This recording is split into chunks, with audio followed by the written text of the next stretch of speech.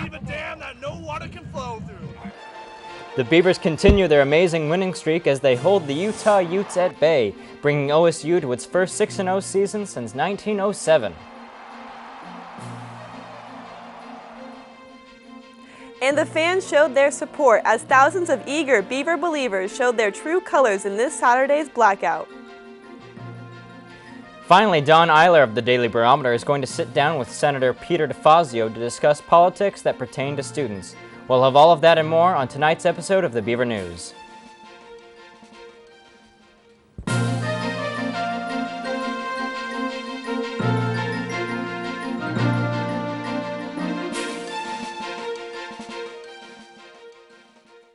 Hello and welcome to your Monday night edition of the Beaver News. I'm Hayden Wilcox. And I'm Holly Clausen. We're glad you could join us tonight. With another win this past Saturday against the Utah Utes, Oregon State has once again moved up in the Bowl Championship rankings. With an end score of 21-7, OSU has moved into the number 7 spot in the BCS ranking. The 6-0 Beavers are having their best season since 1907. Way to go, Beavs! Though they had their challenges, the Beavers were able to get a 14-point lead early in the game and pull it together to beat the Utah Utes. The team held their undefeated streak during the first night game of the season and went 6-0 for the first time under the name Oregon State University. The last time the team was 6-0 was back in 1907 when Oregon State University was still Oregon Agricultural College, and the team only played 6 games a year. Next up for the Beavers is a road trip to Washington against the Huskies this Saturday. From attendance at football games to a 6-0 winning streak, Oregon State University is breaking all sorts of records this school year, and records in the academic sense are no different. Currently, with an estimated 26,000 students registered here at OSU, we are at our largest student body in the school's history. In addition, OSU sources show that our incoming freshman class consists of more salutatorians and valedictorians from Oregon high schools than any other university in the state. Last week, editor-in-chief of the Daily Barometer, Don Eiler, sat down with congressional candidate Art Robinson. On Thursday, Don followed up with this interview with Senator Peter DeFazio. We have a clip of that interview for you now. How do you feel about continuing funding for Pell Grants and perhaps putting more money into funding for Pell Grants for higher education? Well, unlike my opponent who answered a question a year or 2 years ago that he would end all federal financial aid, all Pell Grants and loans, I am a strong supporter of the National Direct Student Loan Program. Unlike Governor Romney, I don't want to go back to bank loans. Bank loans are higher interest. They're totally inflexible in terms of your repayment terms. We threw the banks out after Wall Street collapsed. They were weak. We could do that. And with the money we saved by stopping the subsidies of the banks to give students higher interest rate loans, we put another $60 billion into Pell Grants. The Democrats did this in 2007. Now the Republicans want to undo it. Romney has said he wants to go back to subsidizing banks to make higher interest loans with no forgiveness allowable and no flexibility. That actually costs the taxpayers more money. We have a great study.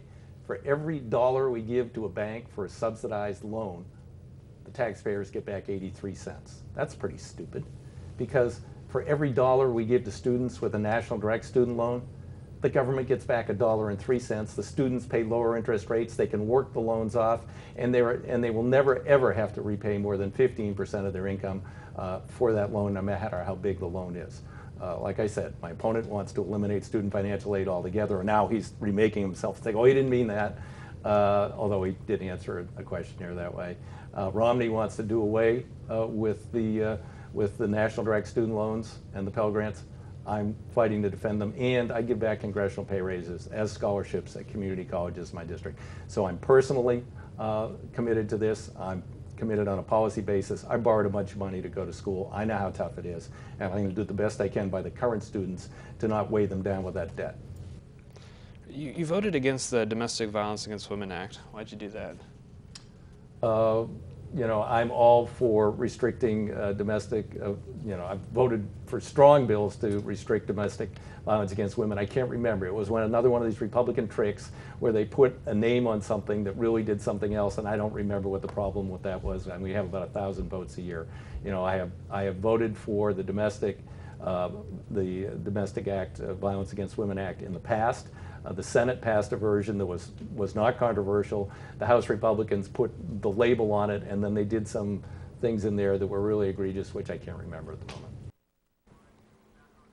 Thanks, Don. You can see the rest of this interview on the Daily Barometer website. This year's homecoming theme, Fire It Up, was a great way to sum up the events at this year's celebration. The parade started at 6th and Jefferson, where it then traveled 20 blocks, making its way to the parking lot behind Callahan Hall for the bonfire. Homecoming celebrated not only the undefeated football team, but the OSU community as a whole. Parade watchers and students alike enjoyed 37 handcrafted floats, cheerleaders, and marching band, all capped off with the lighting of the bonfire and an appearance by Mike Riley and the Beaver football team. That's right, Hayden. All of the excitement drew an exceptional number of people to Thursday's bonfire. Community members from all across Corvallis came together to enjoy this tradition. In addition to the fire festivals, President Ed Ray and Coach Mike Riley stopped by to give some words of encouragement to the students.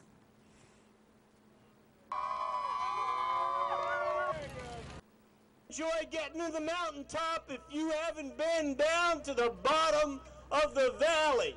And we were there last year, and we're heading for the mountaintop. And there are a lot of good teams out there. Coach Riley said every week, one at a time. And there are a lot of good coaches and a lot of good schemers on how to do plays and to teach players how to do their job, whatever their position is. But you know what you can't teach? You can only model character. And in Mike Riley, we have the most outstanding coach in this country, a man of incredible dignity, integrity, and character.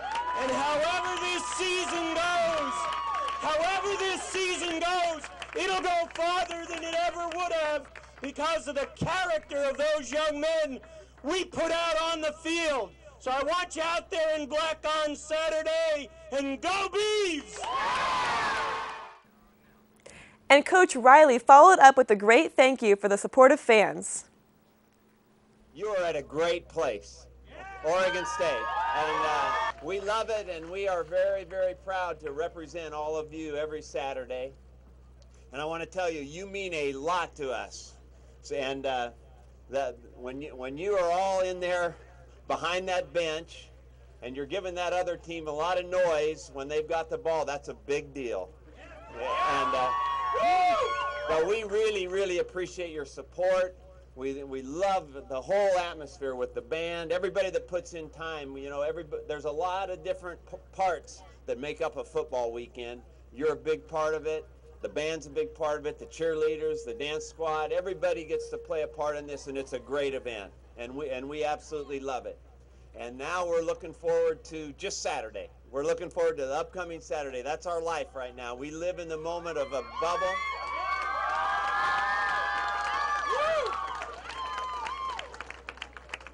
But we do appreciate all of you, and I just want to say we'll see you at the ballpark. Go Beavs! Let's go! Our own Mackie Swan received a one-on-one interview with the coach to get his feelings on this Saturday's game. Coach Riley, what can we expect to see from the Beavs this Saturday? Well, I think our team's going to come out and play hard, but we're going to play a very good opponent, so it should be another good Pac-12 game. And Cody Vaz had a phenomenal game last weekend. Do you think we can expect to see the same performance from him? Yeah, he's been practicing with us for a long time. You're the man, Benny. He put that practice into good use in the last game, and I don't see any reason. If we can protect him, run the football, he's going to be just fine. With all this talk about orange and black, I'm almost afraid to mention green. But anyone who's been to a game would know that we could utilize some recycling tips. The Waste Watchers Club here on campus is here to help with that. This last Saturday, OSU and Waste Watchers took on the EPA Game Day Challenge. Here to talk with us about the challenge is Waste Watchers Representative Jody DeVos. Thank you for joining us, Jody. Thank you for having me. So, Jody, what is the EPA Game Day Challenge? The EPA Game Day Challenge is a way for colleges and universities to gauge how well they're doing at their recycling and waste watching and waste reduction efforts at their home football games. And how much recycling did we collect this past weekend? We collected a whole truck trailer full twice over with cans and bottles as the trailer went around the Reeser Stadium parking lot. We also collected a bunch of recycling as people entered and left the stadium. The next day, we also had people cleaning up the stadium and extra cans and bottles that made their way in, and we also did a dumpster audit after.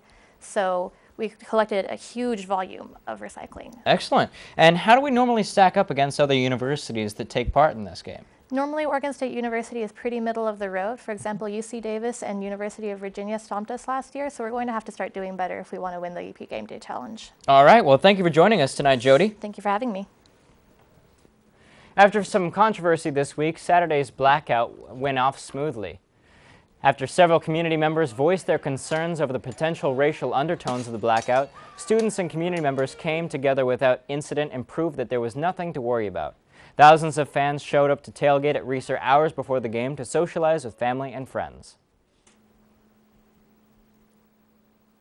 Since I was at the game, I decided to stop by and chat with some of these tailgaters. We're at the Utah tailgating game. Can you tell me your name? My name is Joe Maduri. All right, Joe. And how long have you been coming to Beaver games for? For at least 5 years. 5 years. All right. Are you excited about today's game? Very excited. What are your expectations? Expecting a nice Beaver win. All right, cool. Can you tell me a little bit about the setup you have going on? Obviously, you have a TV over there and the bus. We got our bus that we bring our folks down with, and then we have a barbecue going. We did prime rib today, and lots of good food. We'll do a meal at halftime, too. And how many people do you usually get inside your bus for the games? We usually take 10 on the bus. And you have tickets to the game today? Yes, we do. So you're going to be in the cheering section the whole time? Oh, you bet. With the Beavers' current winning streak, tickets to the games are getting harder to come by, causing many students to camp out at Reeser in order to get a ticket to the game. However, last Monday, many students were angry with the amount of line cutting that took place in the early morning hours. To respond to the issue, ASOSU has implemented a new policy to help monitor the issue. Stadium staff will now arrive at Reeser at 4 a.m. and ask students to take down their camping gear, while barricades are set up to protect those in line. At 5 a.m., the line will officially begin to form, and the staff will ask all students arriving to the stadium after that time to go to the end of the line. Also, spot saving in line will no longer be allowed. If you want tickets to the game, you have to come and get them yourself. The Career Fair hits campus this Wednesday at the Alumni Center. This is your chance to get up close and personal with many of the businesses that are hiring locally and nationally. Whether you're ready to begin your job search or just looking for more information, be prepared to meet a potential employer. Remember to polish your resume ahead of time and dress professionally.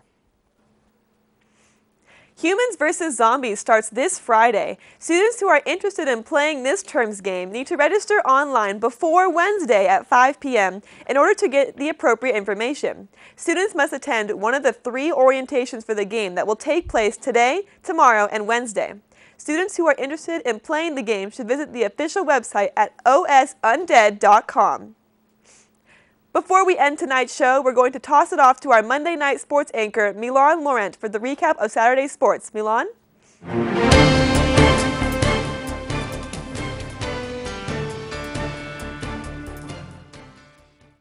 Thanks, Holly. This weekend, the Oregon State football team remained undefeated with a strong defensive performance, beating the Utah Utes 21-7 in the homecoming game, in front of a crowd of 45,769 people, the 5th largest in school history. This win advances the Beavers to 6-0 for the first time since 1907 and only the 2nd time in school history. After Saturday's game, the Beavers are now ranked 7th in the BCS and Associated Press polls. If the Beavers continue to keep their winning streak alive this weekend as they travel to Seattle to play the Huskies, they will be 7-0 for the first time in school history. Women's soccer was ranked number 23 as they entered senior weekend here at home, facing both the Arizona State Sun Devils and the Arizona Wildcats.